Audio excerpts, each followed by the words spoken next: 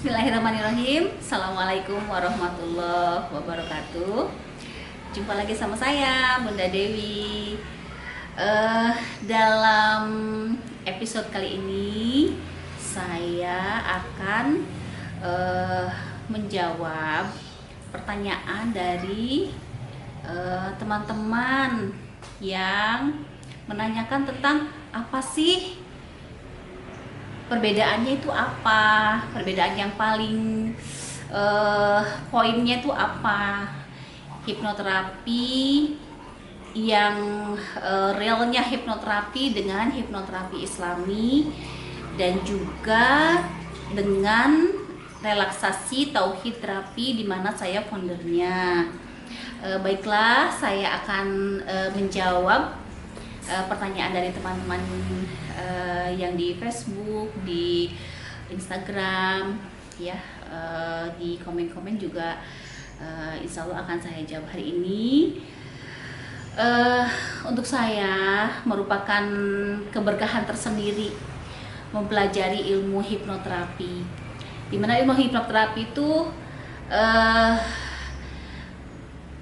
adalah teknologi terbaru dalam pengelolaan pikiran, dimana itu sebenarnya adalah seni, ya, seni berkomunikasi, tapi komunikasinya itu dengan komunikasi dalam, ya. Jadi jenis komunikasinya itu berbeda dengan komunikasi biasa, yaitu komunikasinya adalah komunikasi dalam. Jadi sebenarnya ini adalah ilmu psikologi, ya. Jadi jauhlah dari klinik atau ada jin-jin sesuatu yang menakutkan atau apa itu, karena ini murni ilmu psikologi modern, ya, di mana di dalamnya itu adalah ada seni berkomunikasi, yaitu dengan pikiran bawah sadar. Seperti itu, merupakan teknologi terbaru, ya, dalam pengelolaan pikiran. Mengapa sih pikiran itu harus dikelola?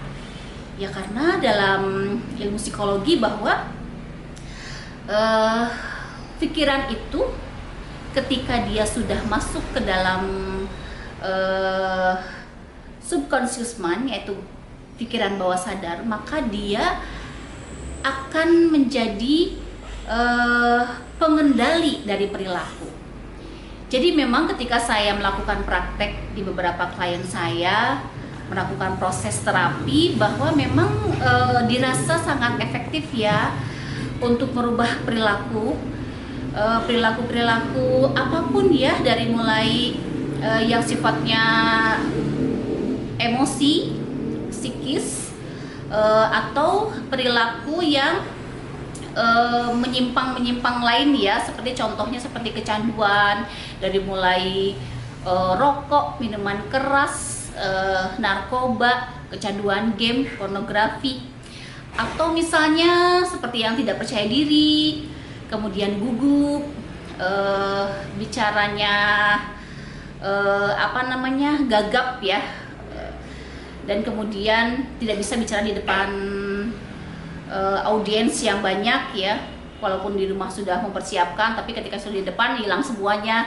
Nah itu memang setelah saya praktik memang sangat efektif, ya, dalam waktu yang singkat memang bisa merubah, ya, perilaku menjadi sesuai dengan yang diinginkan, ya, yang tadinya kecanduan game menjadi sudah terbebas dan sebagainya, semuanya pokoknya sesuai dengan goalsnya.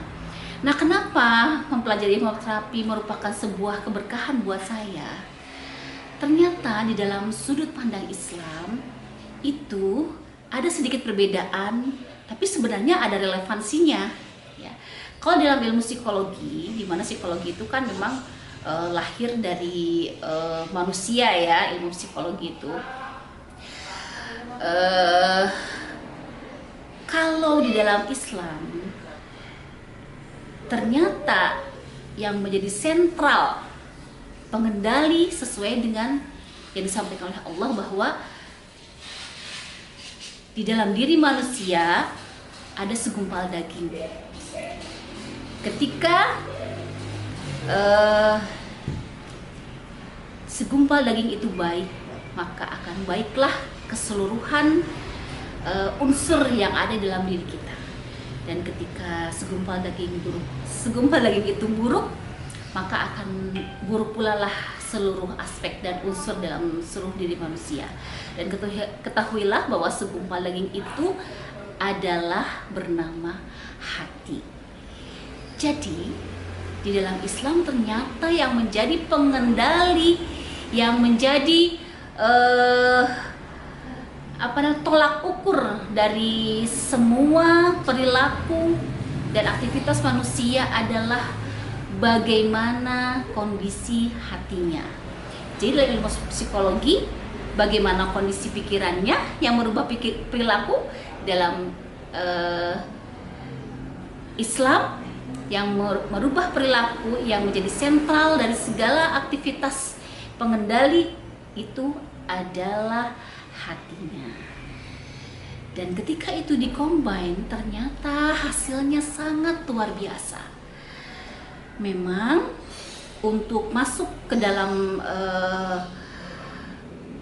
subconscious mind atau program pikiran itu dengan melalui relaksasi dalam, ya, dimana ketika relaksasi dalam, semua ego-ego di dalam diri manusia itu akan sangat mudah terabaikan karena pintu kritisnya itu tertutup.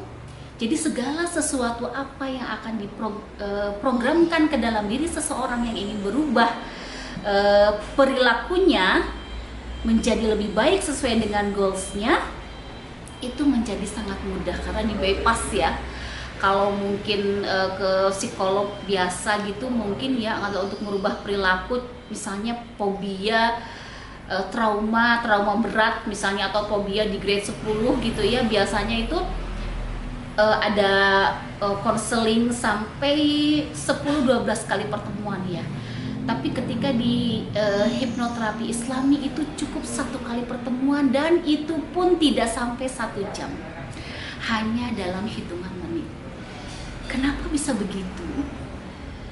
Karena ternyata sekuat-kuatnya program pikiran, tetap program pikiran itu posisinya ada di bawah kendali hatinya.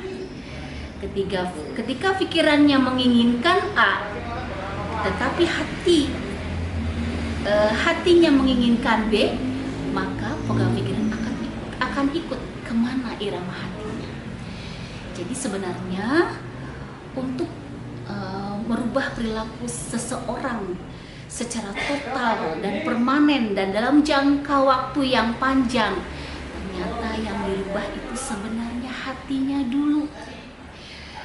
Hatinya dulu sebenarnya yang dirubah. Karena jika hati sudah baik, sudah kembali kepada fitrahnya, insya Allah maka pikiran pun akan mudah diarahkan kepada kebaikan.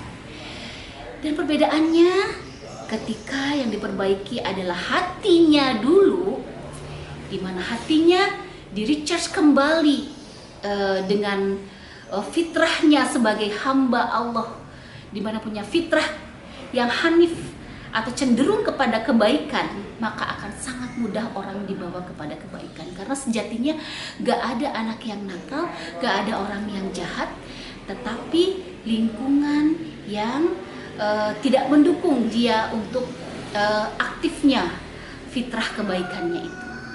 Jadi untuk mengaktifkan fitrah kebaikannya itu dengan membebas pikiran bawah sadarnya, kemudian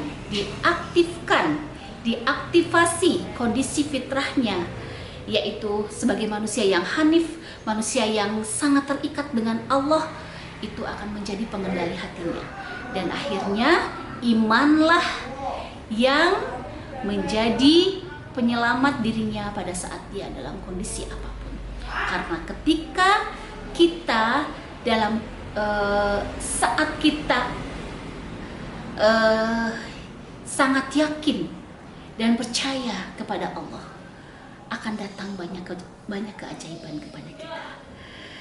Nah itu kalau seandainya dengan hati dulu yang diperbaiki, kemudian diaktifasi fitrahnya itu akan berefek permanen jangka panjang, dan ada satu insya Allah akan mendatangkan keberkahan dari Allah karena akan menambah dan mempertebal keimanan dan ketakwaan kita kepada Allah.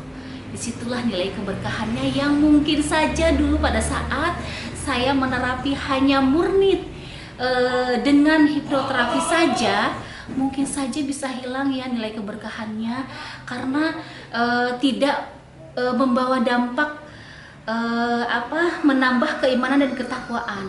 Tapi ketika hati yang disentuh, disitulah insya Allah semoga itu akan menjadikan Allah lebih ridho dan akan menjadikan terapinya menjadi lebih berkah karena akan membawa kita lebih dekat dengan Allah, lebih terhubung dengan Allah, dan lebih terikat dengan Allah.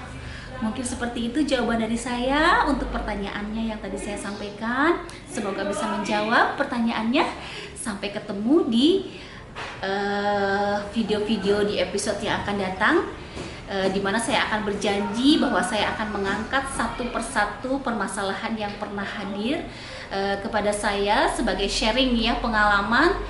Maka insya Allah ketika mungkin itu di-sharing, kalau ada teman-teman yang mempunyai masalah yang mirip-mirip atau yang hampir sama, insya Allah menjadi motivasi tersendiri, menjadi keberkahan tersendiri, dan mungkin menjadi inspirasi bisa memudahkan segera keluar dari permasalahannya. Semoga pertemuan kita hari ini mendatangkan keberkahan dari Allah. Semoga pertemuan kali ini membuat kita semuanya menjadi semakin terhubung dan terikat dengan Allah. Sampai ketemu di video yang akan datang. Assalamualaikum warahmatullahi wabarakatuh.